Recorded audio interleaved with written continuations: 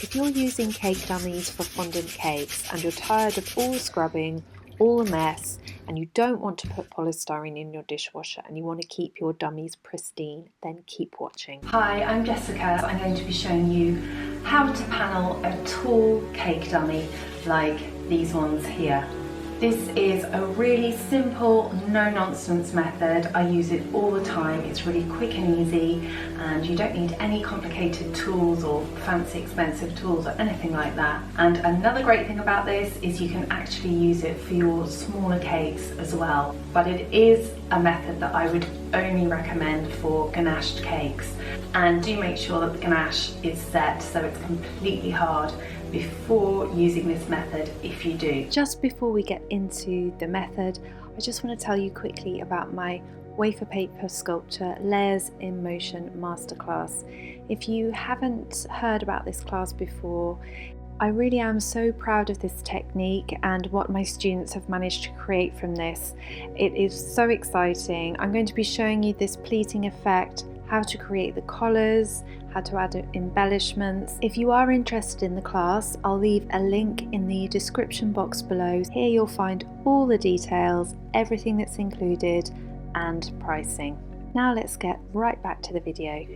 I've just got a non-stick mat on the table. Prepare your surface with some vegetable shortening, or I prefer to use coconut oil. You can also use a little bit of corn flour if you like to.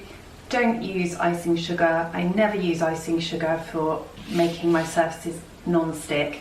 It doesn't work. So vegetable shortening, coconut oil, and or a bit of corn flour is the best thing to use.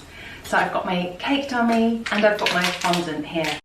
I'm using the sugar paste today. I've used lots of different types of fondants for this method, so if you want to know the ones that I use, which work really well, the sugar paste obviously, couture paste I've used, Massaticino, of course Saracino I use a lot. They all work really, really well. Do bear in mind that they can come out of the packet, all of those brands in fact I think, they can come out of the packet really, really solid, and I've seen people online sort of complaining that their fondant is just so hard. When it comes out of the packet, it's unworkable. I mean, if I just tap that on the table, you can kind of hear how hard that is. Do not panic if that happens. All you need to do is just pop it in the microwave. So if it's a small packet like this, put it in for about 10 seconds and then maybe a little bit more if you need to. And with the larger packets, or if you're cutting, say, a kilo off from a big tub, then about 30 seconds and then 10-second increments if you need to soften it a little bit more, until it's nice and pliable. And you will know, do not overheat it though, obviously, because you'll end up with a sticky mess, which you don't want.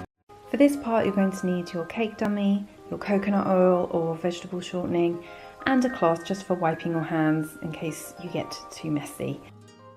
Start by coating your hands with a generous amount of coconut oil. Then spread the oil all over the surface of the dummy. You can even take a small piece and use it to rub over the surface like this.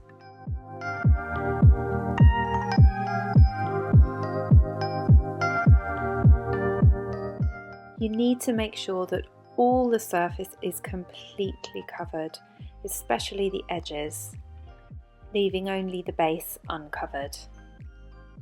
And although my surface is non-stick, I've also covered it with a small amount of the coconut oil just to help prevent any sticking there.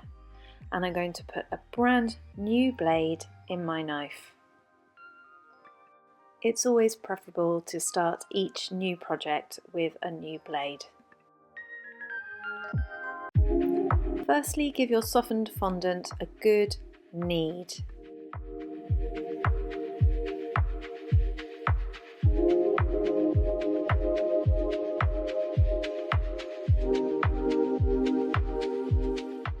Once it's smooth and pliable, shape it into an oblong shape, and then you're going to take a rolling pin and start rolling it out.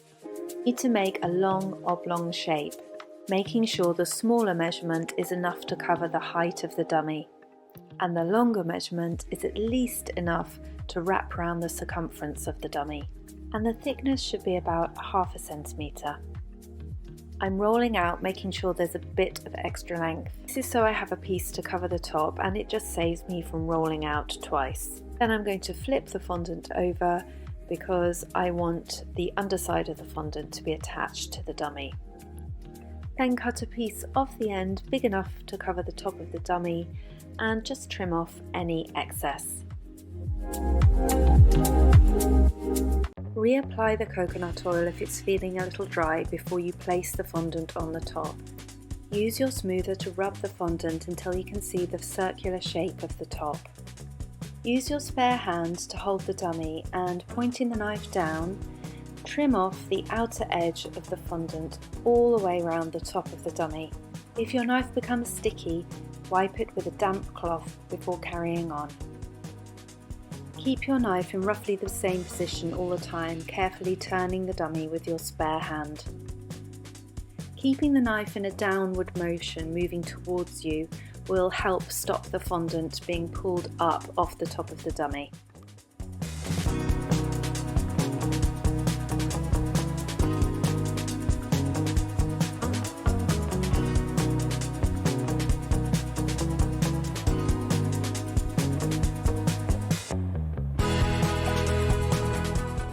Then trim off any little snags, and I like to go in with my smoother at this point and just give it a little smooth as well.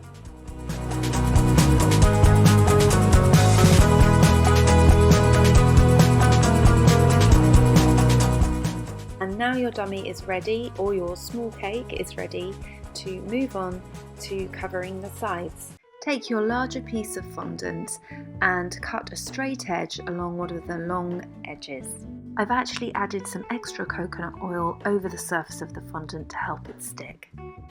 I'm just going to turn that to face you so that you can see how I am lining up the straight edge with the base, putting pressure on the dummy into my other hand, and I'm applying pressure with this hand to the fondant to push it onto the dummy. As I'm rolling, I'm going to be pulling slightly in this direction to keep the tension, because if I just roll it, it's going to be loose and I'm going to end up with it bagging. So I'm just pulling and rolling and pushing it on at the same time, and I'm just going to try and keep that line in line with the dummy the whole way along.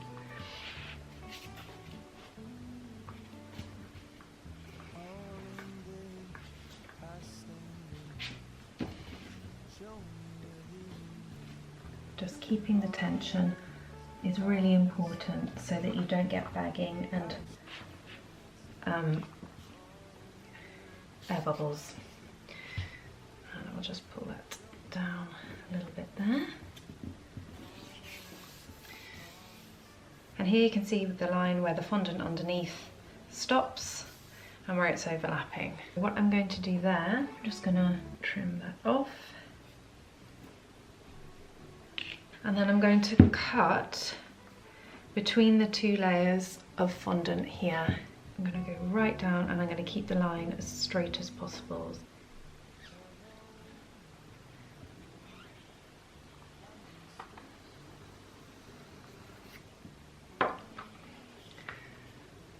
Then this top piece comes away. We fold back this layer here. Remove this excess piece here,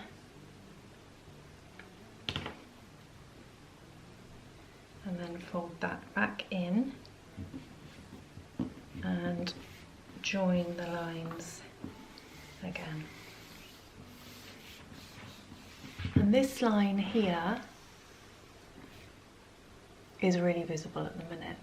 Use the palm of your hand here and possibly your fingertips to rub that in. So you're using a firm pressure but not too hard, and the heat from your hand, if you just move it up and down the line rather than side to side, you can do that a bit, but it can push the fondant and it can lead to a sort of wobbly line, or it can even push the fondant off. So for now we're just going to go up and down the line, it's a bit safer. use my thumb a bit as well, just to rub that together to get the join to stick.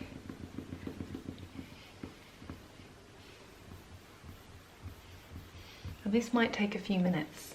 It's worth doing if you want that really, really clean look.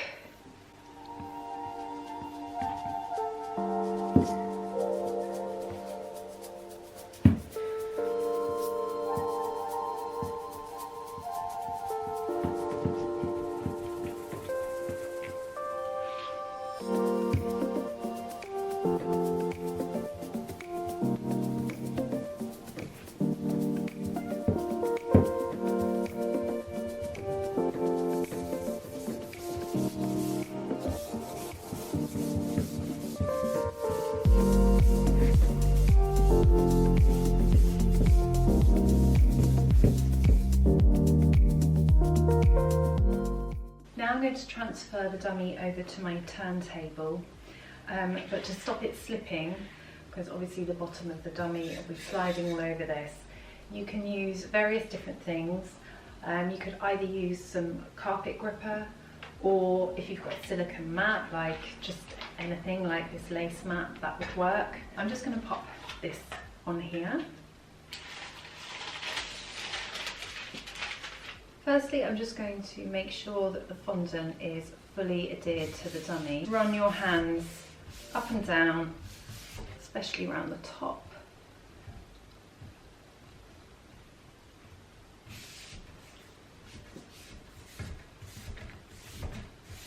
And I'm applying quite a lot of pressure doing this as well. Just really want to stick it on.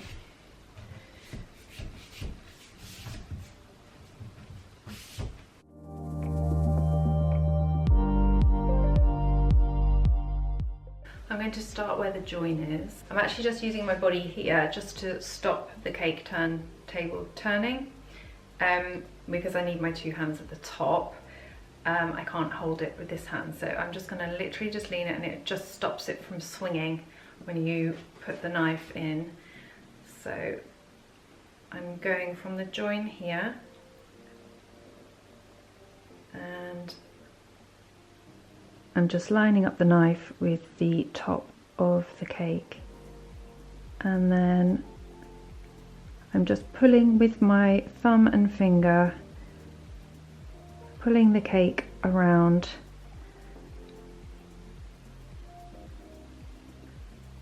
Just make sure the knife is completely flush with the top of the cake.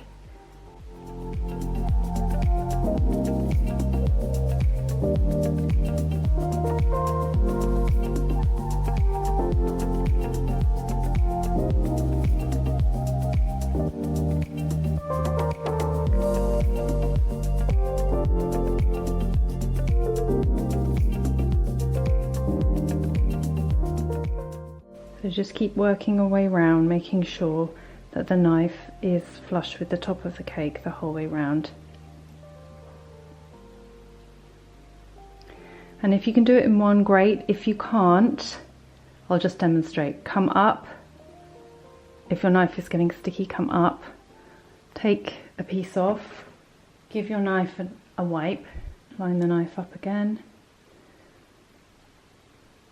And then continue on.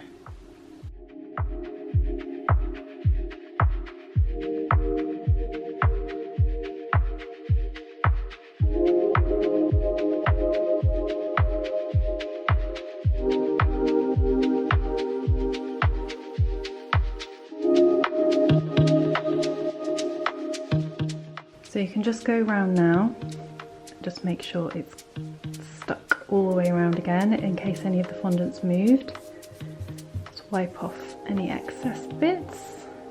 And then much like when you were doing the join down here, you can just use your fingers again and the palm of your hand just to go around and smooth the joins together.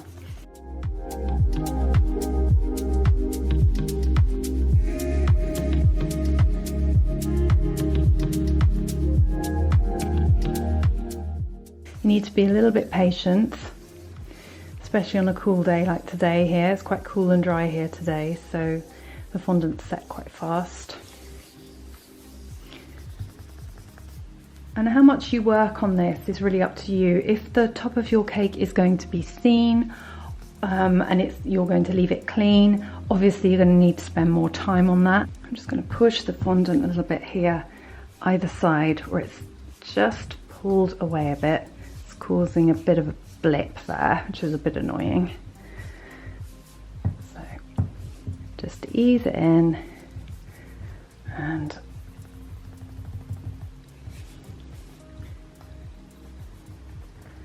I'm going to be using the smoothers in a moment as well, and that will make a big difference also.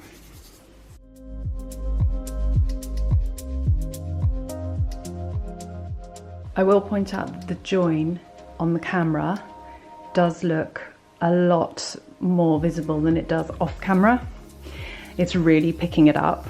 I don't know if it's the lighting or the settings on the camera, but genuinely it doesn't look as strong as that on off screen. You can see there, you can just see the join, the other join, but I'm going to use the smoothers now, and we're going to see if we can make it a bit more perfect. Got my tooth smoothers. I'm going to use this round smoother with the flat edge on the bottom edge there, and my other smoother I'm going to use to hold the cake in place. So what you can do, if your fondant is a little bit sticky, just take a piece of greaseproof paper and just pop that on the top. That will stop any kind of sticking to the smoother. If you're applying pressure, sometimes that can happen, so that will stop that.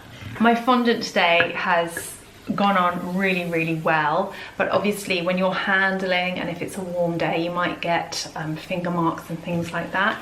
So this is just to smooth all that out if you've got any indentations there as you've been working on it that have come about. So I'm just holding that with some pressure, keeping it in place. The bit I want to work on most really is the join, which is just here. I think you can just about see it, but as you can tell there, it has almost disappeared already.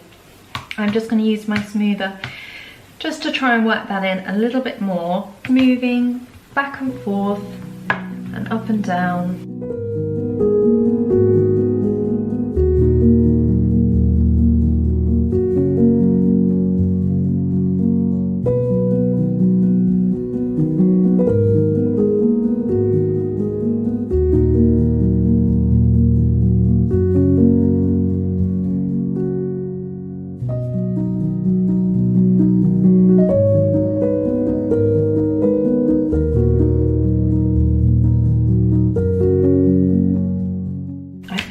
Happy with that. You can barely see it now.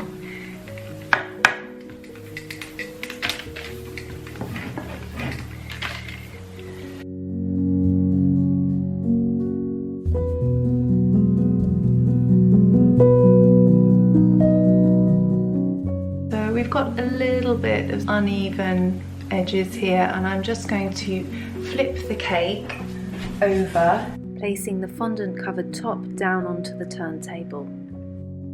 I'm looking for pieces like this where the fondant is not quite meeting the surface. There is a little gap there. I want it to be 100% flush. That's what's going to give me the crisp edge. And I'm going to be using this straight edge here. I'm just going to move back and forth, and I'm going to work my way around. I'm using a lot of pressure.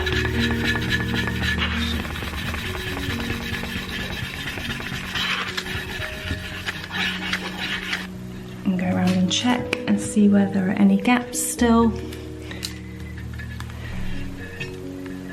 This one here.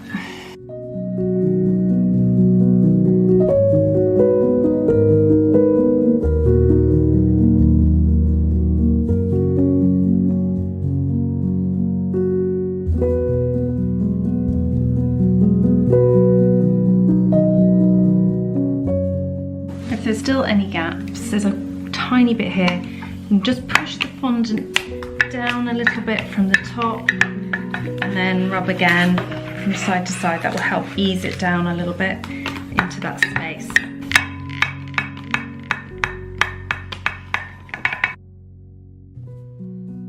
And I'm just going to finish off with a last little smooth on the top there, just checking by eye that it's as crisp as I can possibly get it.